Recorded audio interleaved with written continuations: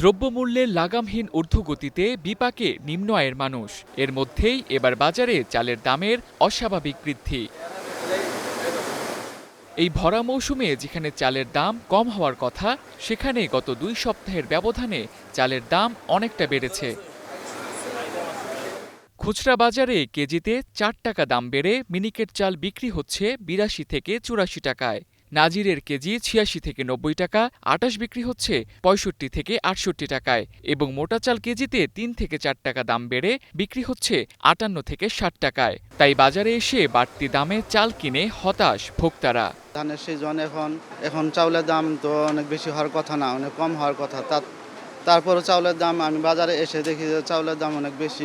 মধ্যবিত্ত নিম্ন মধ্যবিত্ত তাদের জন্য এটা ৪-৫ টাকা চালের দামের কেজি বাড়া মানে এটা অনেকটাই চাপ পড়ে তাদের উপরে। তবে চালের দাম নিয়ন্ত্রণে রাখা উচিত।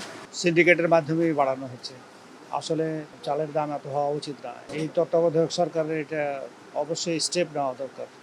এবছর চালের ভালো উৎপাদনের পরও এই দাম বৃদ্ধির জন্য মিল মালিক আর মজুতদারদের দায়ী করছেন বিক্রেতারা। দুদিন আগে যখন আমরা নারী চাল কিনছি, যে চাল কিনছি ৬২ টাকা কেজি, এটা এখন চাইতেছে আপনার ৬৯-৭০ টাকা কেজি, কেজি ৭-৮ টাকা বেশি। মিনিকেট কিনছি আমরা ৭০-৭২ টাকা করি, এই চাল এখন হয়ে গেছে আপনার ৭৮-৮০ টাকা, ৭৬ টাকা কেজি। মিলাররা দাম বাড়তে ঊর্ধ্বমুখী দাম বিক্রি করবে, ঊর্ধ্বমুখী আমরা কিনে আনবো, আমরা ওইভাবে বিক্রি করব। সরকারের উচিত যে মিলারদের সাথে জোরালোভাবে কথা বলে এই দামটা নিয়ন্ত্রণে আনার জন্য। সরকারি হস্তক্ষেপের মাধ্যমে চালের এই ঊর্ধ্বমুখী বাজার দ্রুত নিয়ন্ত্রণের দাবি সাধারণ মানুষের। Tamjid Ahmed, star news, Dhaka.